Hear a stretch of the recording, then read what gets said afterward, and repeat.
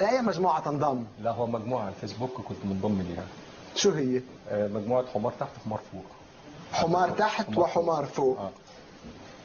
حكي قبل شوي يعني ابو صابر رتبته الامين العام والحمار الكبير، يعني عذرا انا عم بنقل كلامك. هذا وانا افتخر به. تفتخر؟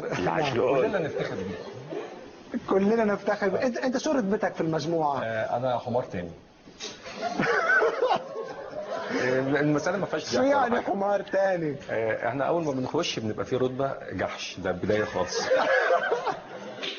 اعلى عمر كمان. طب ماشي، ما هي المشكلة. نعم. ما هو اصل الموضوع زي بعضه. نعم. خلاص بيبقى جحش، بيبقى ده في البداية، بتبقى زي حاجة كده زي تحت التمرين لغاية ما بتتخلص من عقدتك الإنسانية وتتحول لحمار.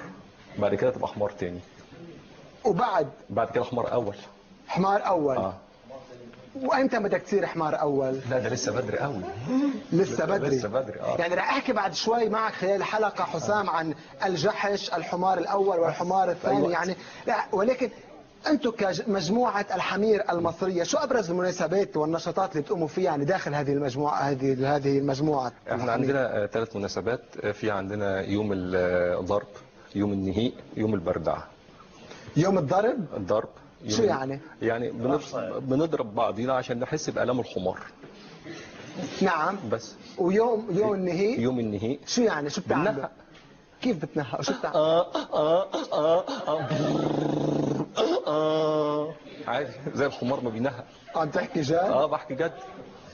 وين بتم يوم النهيق؟ بنتجمع كلنا وننهق في شوارع القاهرة؟ لا، مش في شوارع القاهرة. القاهرة زحمة، لو شافونا هيضربونا. يعني اقول الناس مجانين، هنخش السرايا.